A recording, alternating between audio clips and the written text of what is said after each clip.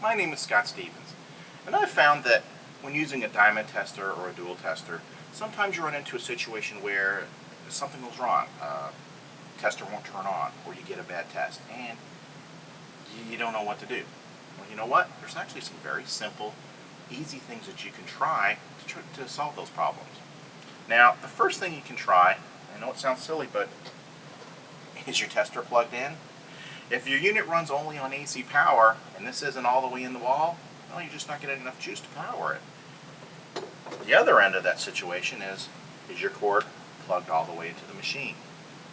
Simple things to check, but it might save you a lot of trouble in the future. But some machines also run on batteries. This one actually runs on both. And you want to make sure that you have fresh batteries. Now I know you just put new ones in last week, or was it last year? I had a customer come in one day and just could not get their tester to work.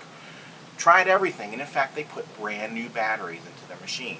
And I found that kind of odd, but when I checked out their machine, one of those brand new batteries was completely dead. The machine just wouldn't work. So you've got to make sure you've got not one, not two, but all of the batteries in your machine are nice and fresh and ready to go. Well, this unit actually is a rechargeable unit.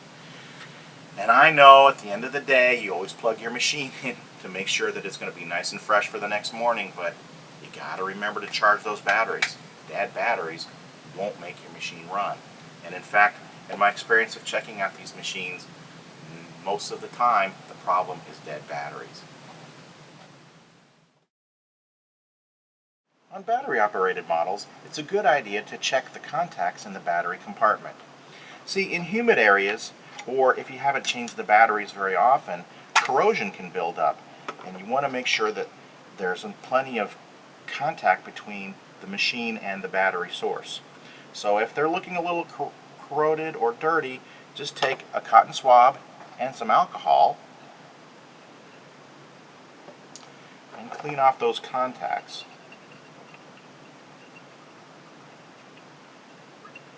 And you should be good to go.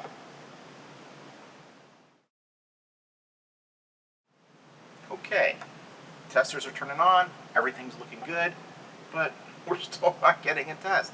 What's going on? Well, don't worry, there's still a few things we can try. The first thing, though, is the simplest. Is we have to remember how a diamond tester works. So it uses something called thermal conductivity. This machine actually measures how well a stone conducts heat, and it uses that to tell if something is a diamond. Well, you know what? The temperature can affect how the machine works. You've got to make sure you're in room temperature. If you avoid situations of extreme heat or extreme cold, you're going to have a good test.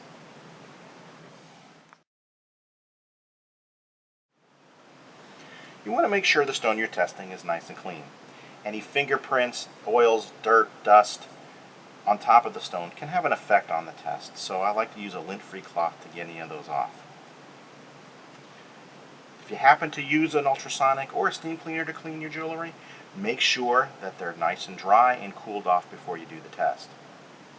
Now remember, when holding the tester, you want to make sure to hold it perpendicular to your stone. Don't hold it at some sort of angle where you might get an inconsistent result. Hold it nice and straight on and press firmly and quickly. If you do it too gently or too hard, you're going to get a bad result. There you go.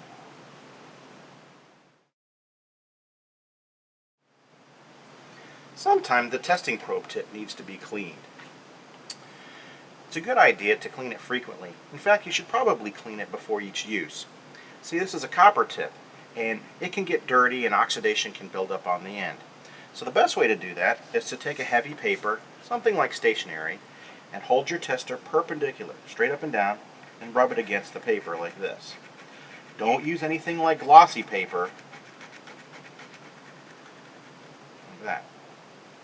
And of course, it's a good idea when the machine isn't in use to put the cap back on so you can protect your tip.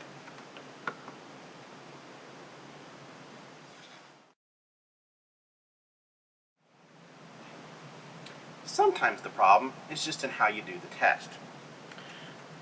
Sometimes, when you're testing a stone, you don't get any kind of result. Maybe you made a mistake. Maybe it's a diamond and you just didn't test it right. Well, you test it again. Nothing happens. You get kind of frustrated and you keep testing it again and again and again, and you still don't get a result. But you know it's a diamond. What's going on? Well, every time you test a stone,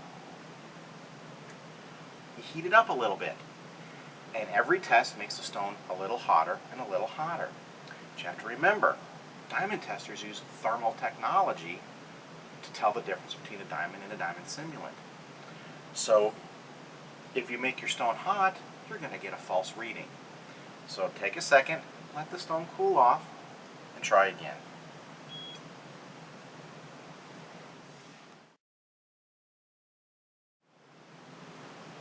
If after performing these simple, quick checks, your diamond tester still isn't working, I do recommend that you give the manufacturer a call. But more often, taking the time, double checking a few things, you're going to save yourself a lot of trouble and a lot of worry, and you're going to have a tester that's going to be reliable and last you for years.